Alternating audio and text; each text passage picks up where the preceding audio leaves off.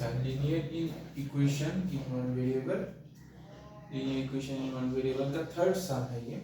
तो क्वेश्चन क्या है, 12 minus 6x equals to 6 into first bracket में 4 प्लस 2x प्लस 6, ये सम है। ये इसको हम लोग को सॉल्व करना है। तो ये सम पहले दो सम से क्या अलग है, इसमें ब्रैकेट का यूज हुआ है, ब्रैकेट आ चुका है हम लोग का। तो मैंने यहाँ पे फर्स्ट ब्रैकेट यूज किया है, धीरे धीरे सेकंड ब्रैकेट थर्ड ब्रैकेट भी आ जाएगा। तो फर्स्ट ब्रैकेट यूज करके हम लोग कैसे सम को यूज सॉल्व करते हैं, तो x का वैल्यू निकालते हैं, वही हम लोग यहाँ पे देखेंगे। तो फर्स्ट काम क्या है, अगर हम लोग का पास ब्रैकेट रहता है तो ब्रैकेट के अंदर का काम हम लोग पहले करते हैं। तो हम लोग को पता ही है कि हम लोग ऐसे इक्वेशंस को अगर सॉल्व करते हैं, इक्वेशंस मतलब सिंप्लीफिकेशन करते हैं, तो उसमें हम लोग का क्या रूल्स लगता है, रूल्स लगता है BODMAS रूल्स लगता है। तो फर्स्ट ही b है, b का मतलब है ब्रैकेट। तो ब्रैकेट के अंदर में जो भी कुछ दिया रहेगा, पहले हम लोग उसका कम करेंगे, फिर ऑफ का कम करेंगे अगर ऑफ रहता है, यहाँ पर तो ऑफ है नहीं, फिर division, multiplication, addition and then subtraction last में होगा। तो वही प्रोसेस हम लोग यहाँ पे यूज करेंगे, उसी के मतलब अकॉर्डिंग हम लोग चलेंगे। तो फर्स्ट क्या काम करेंगे, यहाँ पे इस साइड में जो है उसको हम लोग एज इट इज लिख देंगे। नेक्स्ट इसको हम लोग क्या करेंगे, मल्टीप्लाई करेंगे। ये यहाँ पर देखने का चीज है कि जब ब्रैकेट रहेगा तो इस नंबर से हम लोग इस नंबर को भी मल्टीप्लाई करेंगे, इस नंबर से और इस नंबर को भी हम लोग मल्टीप्लाई करेंगे। तो 6 इंटू 4 प्लस ये प्लस यहाँ पे बैठ गया 6 इंटू 2x, और ये 6 जैसा है एज इट इज हम लोग लिख दिए। तो ये हो जाएगा हम लोग का प्रोसेस। अगर से ऐसे ब्रैकेट है, ब्रैकेट के अंदर में दो टर्म्स हैं, तो बाहर जो नंबर दिया रहेगा उससे हम लोग को दोनों ही टर्म को मल्टीप्लाई करना पड़ेगा। अगर तीन टर्म रहता है तो ऐसे x प्लस 2x प्लस 4 ऐसे रहता है, तो तीनों को ही मल्टीप्लाई करना पड़ेगा हम लोग को, 3 इंटू 2x प्लस 3 इंटू 4 ऐसे।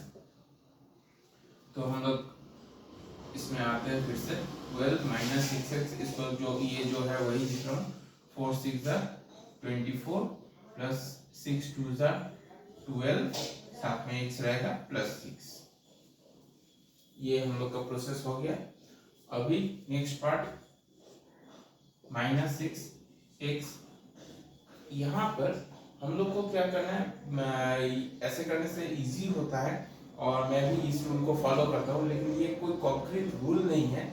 इसको हम लोग ये मतलब क्या है, कोई किताबी रूल ऐसे ही करना होगा, नहीं तो मैथ्स गलत हो जाएगा, ऐसा कुछ नहीं है।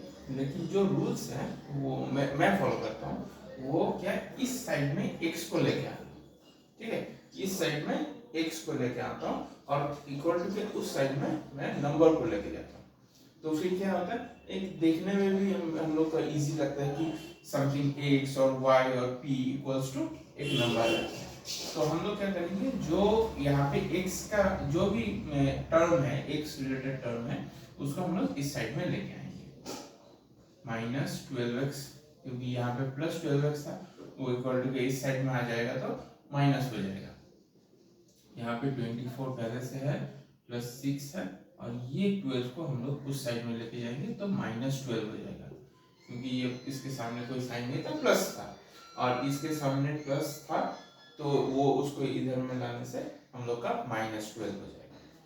तो यहाँ पर दोनों ही माइनस है, अगर दोनों साइन ही माइनस रहता है तो हम लोग ऑपरेशन करते हैं, प्लस प्लस ऑपरेशन करते हैं, और साइन पहले वो ऐड करके जो आंसर आएगा उसके सामने हम लोग माइनस साइन पर बिठाते हैं, क्योंकि दोनों टर्म के सामने साइन है माइनस। तो फिर ये माइनस 12 प्लस 6 18x हो जाएगा।